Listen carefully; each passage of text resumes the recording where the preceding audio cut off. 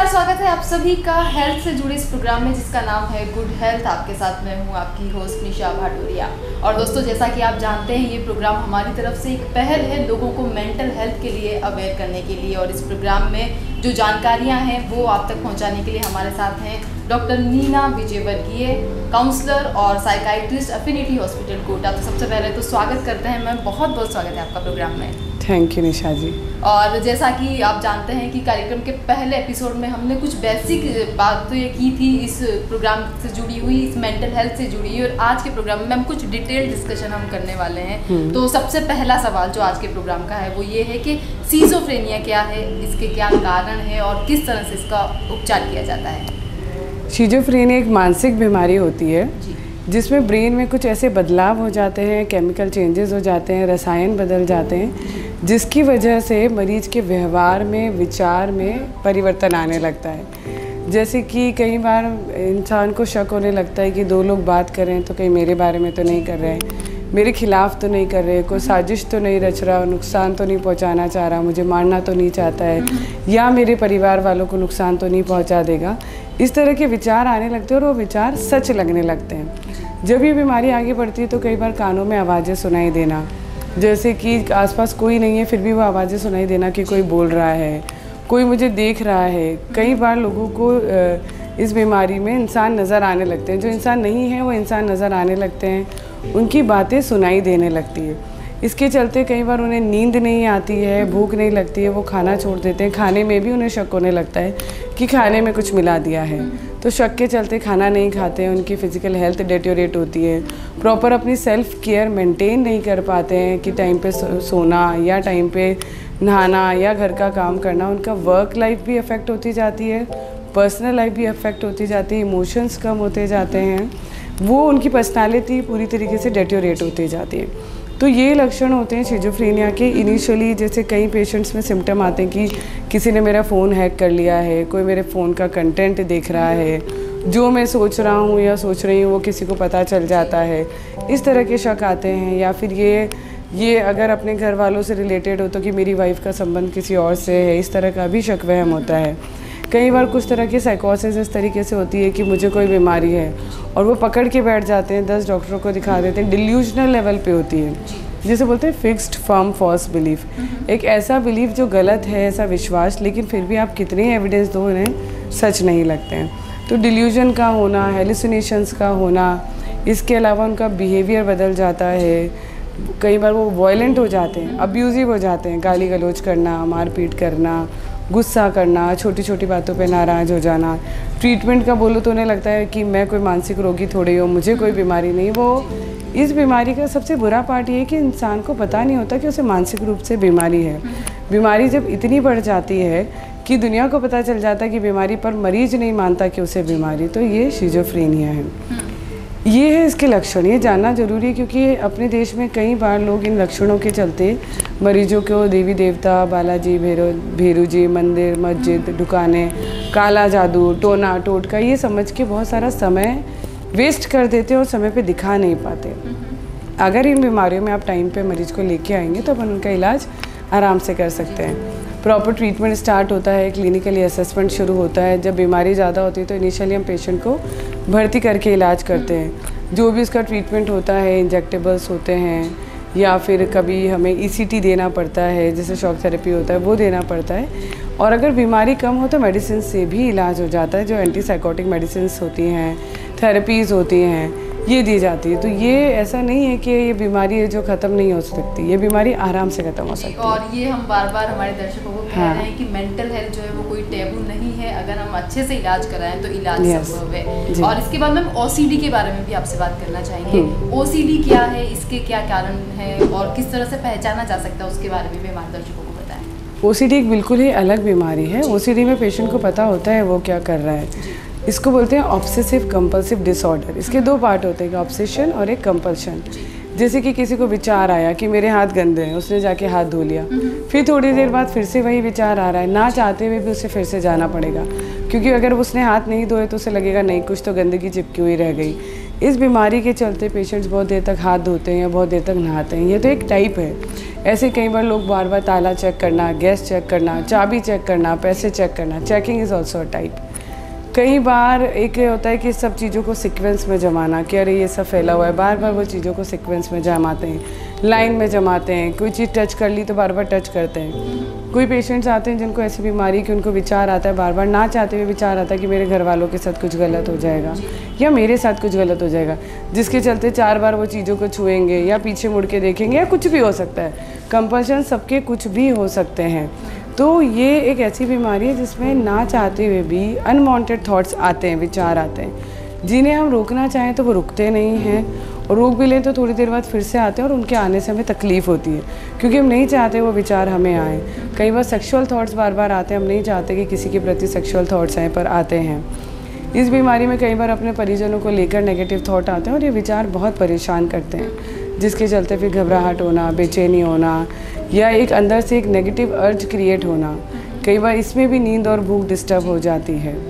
तो ये इस बीमारी, और ये बीमारी ऐसा नहीं है कि बहुत कम लोगों को होती है, हर 40 में से एक इंसान को ये बीमारी है। इसे यूजुअली लोग हैबिट समझते हैं कि इन्हें सफाई की ज़्यादा हैबिट है, या इन्हें चीज़ें मैनेज चाहिए होती है। कई बार लोग कहते हैं कि अच्छा ये तो सफाई तो ज़्यादा कर रही है, पर नहीं, वो सफाई ज़्यादा नहीं है, वो बीमारी है, जिसके चलते कई बार घर वालों का भी जीवन इफेक्ट होता है। सामने से हस्बैंड आया तो उसको भी बोलेंगे आप गंदे हो, नहाओ, बच्चों को भी बोलेंगे चप्पल धो, हाथ धो, बार बार बार बार बार बार।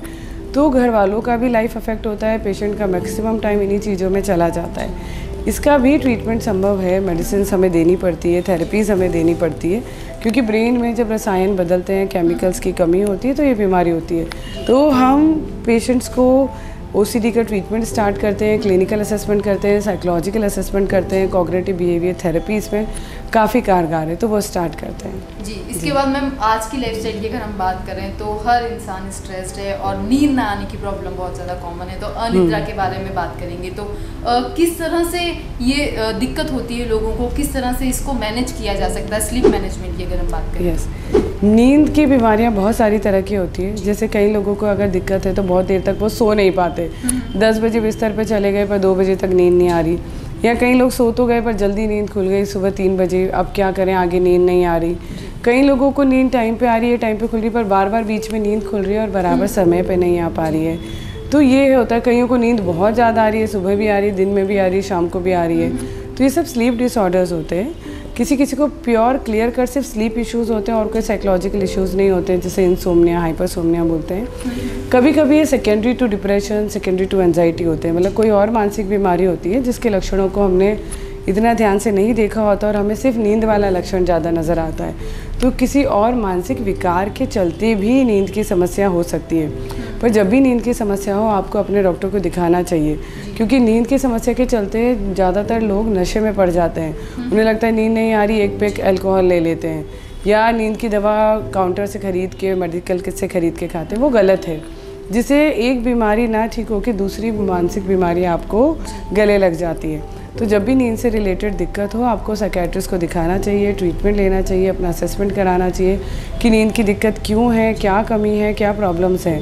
नहीं तो ये बीमारी बढ़ती जाती है, इसके चलते दूसरी मानसिक बीमारी बढ़ती जाती है और पूरा दिन, पूरा डे इंसान का ख़राब हो जाता है, क्वालिटी स्लीप ना हो तो। Yes, okay. तो मैम नींद की हमने बात करी और इसी बीच आपने कहा कि लोग नशे की तरफ भी आदी हो जाते हैं, तो नशा मुक्ति पर भी अब हम आएंगे। तो सबसे पहले तो आपसे ये जानना चाहूँगी, नशा मुक्ति जो है किस तरह से लोगों को नशे की आदत हो जाती है, किस तरह से वो लत बन जाती है लोगों के लिए? नशा अभी हमारी सोसाइटी के लिए बहुत ही इम्पोर्टेंट टॉपिक है, क्योंकि बच्चे से लेके बड़े तक कई लोग अभी नशे में डूबे हुए हैं। नशा जैसे अल्कोहल का, दारू का, चरस, गांजा, भांग, सिगरेट, बीड़ी, तंबाकू और मोबाइल फ़ोन भी एक तरह का एडिक्शन ही है। मोबाइल फ़ोन को ज़्यादा चलाने से दिमाग में वैसे ही रासायनिक बदलाव होते हैं जैसे कि अल्कोहल से या सिगरेट से या बाकी नशों से होते हैं। नशे की लत से इंसान ये होता है कि वो बार बार नशा करता है, जानते हुए भी कि इससे मेरा शारीरिक नुकसान होगा, मेरे घर वाले से परेशान होंगे, मेरा मानसिक तनाव इससे बढ़ेगा, पर वो बार बार नशा करता है क्योंकि उसे बार बार तलब होती है। जब वो उसका आदी हो जाता है, नहीं करता तो उसको परेशानी होती है। इसके अलावा अगर वो जब नशा छोड़ देता है तो उसको तकलीफ होती है, वो छोड़ नहीं पाता, जिसके चलते दोबारा करता है। कई लोग कहते हैं हाँ, कई बार के लोग छोड़ देते हैं 2 महीने या 4 महीने के लिए ड्रिंक करना छोड़ दिया है, स्मोक करना छोड़ दिया है, टबैको छोड़ देते हैं, उसके बाद वापस से लौट आते हैं। हाँ, क्योंकि वो पूरी तरीके से नहीं छूटता, उनकी इच्छा शक्ति इतनी मजबूत नहीं होती, वो सिर्फ कुछ समय के लिए छोड़ पाते हैं। नशा एक जहर है जिसको ऐसा नहीं होना कि थोड़े दिन किया और थोड़े दिन छोड़ दिया। नशे को हमेशा के लिए छोड़ना होता है, क्योंकि नशे से शरीर भी खराब होता है और ब्रेन में भी बहुत ज़्यादा डैमेज और नुकसान पहुंचता है, जो कि आगे चल के आपकी जीवन की उम्र भी कम करते हैं और आपको बहुत सारी बीमारियों में डुबा देते हैं। नशा मुक्ति के लिए सबसे पहले हम कोशिश करते हैं कि मरीज को भर्ती करके ही इलाज करें, क्योंकि नशा ऐसा है कि आप कितनी ही दवा दे दो, मरीज़ घर जाएगा तो वापस वो नशा कर ही लेगा, कैसे ना कैसे अपने उस एनवायरनमेंट में जाएगा। तो ज़्यादातर हम नशा मुक्ति में उसको भर्ती करके इलाज करते हैं, उसकी मानसिक बीमारियां जो उसको थी वो निकालते हैं बाहर, उनका ट्रीटमेंट करते हैं, साइकोलॉजिकल असेसमेंट करते हैं, प्रॉपर डेली बेसिस पे सुबह शाम काउंसलिंग करते हैं, मोटिवेशनल स्ट्रेटजी करते हैं, मेडिसिन से स्टार्ट करते हैं जिससे उन्हें आगे चल के तलब ना हो।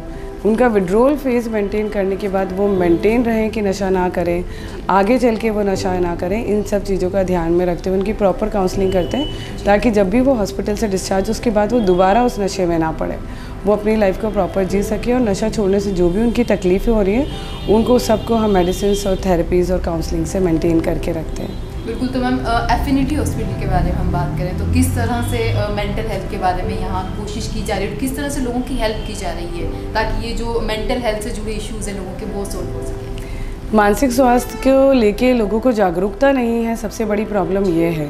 बीमारी हर घर में है, हर चौथे इंसान को कोई ना कोई मानसिक बीमारी है अकॉर्डिंग टू WHO। तो इसका हर घर में कोई ना कोई मानसिक बीमारी है, लेकिन वो जान नहीं पाते हैं, इसलिए इलाज नहीं कराते, कई बार एक्सेप्ट ही नहीं करते हैं, एक्सेप्ट कर ले तो स्टिग्मा इतना है कि नहीं बता पा रहे। तो अभी हमारी एक पहल है जिसमें हर संडे को हम एक वर्कशॉप रखते हैं जिसमें कोई ना कोई एक मानसिक बीमारी का टॉपिक होता है और उस पर हम प्रॉपर सारी नॉलेज देते हैं। कभी depression, anxiety, OCD, schizophrenia, addiction, cellphone addiction, हर टॉपिक कोई ना कोई छोटा टॉपिक हम लेते हैं और उस पर सबको समझाया जाता है क्या बीमारी है, क्या लक्षण है, क्या इलाज है, ये सब कुछ।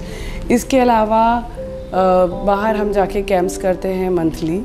जो 80 साल से ज़्यादा उम्र के लोग हैं जिनको कहीं ना कहीं डिमेंशिया जैसी मानसिक बीमारी है, दूसरी मानसिक बीमारी है, उनको हम फ्री में कंसल्टेशन प्रोवाइड करते हैं। और जो भर्ती मरीज होते हैं, किसी भी बीमारी को चलते हुए भर्ती हुए हों, शिजोफ्रेनिया या डिप्रेशन, एंजाइटी या नशा छुड़ाने के लिए उनको हम फ्री में सुबह शाम काउंसलिंग प्रोवाइड करते हैं, उनकी फ्री में थेरेपी सेशन होते हैं। तो बेहतरीन कोशिश आपकी तरफ से और एफिनिटी हॉस्पिटल की तरफ से आप कर रहे हैं कि लोगों की मेंटल हेल्थ है उससे आप बेटर बना सकें। और अब चलते चलते हमारे व्यूवर्स के लिए क्या मैसेज आपका? मेरा सबसे बड़ा मैसेज हमेशा एक ही रहता है कि कोशिश करें कि मानसिक स्वास्थ्य को लेकर जागरूकता बढ़ाएं, जाने कि जब मानसिक रूप से इंसान बीमार होता है तो उससे क्या लक्षण हैं, उसका मजाक ना उड़ाएं, आसपास उसका स्टिग्मा ना बनाएं, उसको जल्द से जल्द डॉक्टर के पास पहुंचाएं, साइकियाट्रिस्ट के पास पहुंचाएं और उसकी मदद करें कि उस बीमारी से बाहर निकल सके। क्योंकि जैसे बाकी शारीरिक बीमारी होती है, BP, शुगर, थायराइड, वायरल बुखार, डेंगू, मलेरिया, वैसे ही मानसिक बीमारी होती है। तो इंसान का पूरा हक है कि वो प्रॉपर इलाज लें, समय पे आएँ। तो हमें स्टिग्मेटाइज बिल्कुल नहीं करना चाहिए, उल्टा मदद करनी चाहिए, इन चीज़ों को लेके उसे मजाक नहीं उड़ाना चाहिए। Thank you so much. तो मैम थैंक यू आपको भी, आपने वक्त निकाला और इतनी बेहतरीन जानकारियाँ हमारे व्यूवर्स तक पहुँचाई। तो दर्शकों, कार्यक्रम गुड हेल्थ में आज के एपिसोड में बस इतना ही, लेकिन अगले एपिसोड में कुछ नई जानकारियों के साथ आपसे फिर मुलाकात होगी। प्रोग्राम में हमारे साथ थी डॉक्टर नीना विजयवर्गीय, साइकाइट्रिस्ट और काउंसलर, एफिनिटी हॉस्पिटल कोटा। और इसी के साथ इजाज़त दीजिए निशा को प्रोग्राम गुड हेल्थ से। Thank you.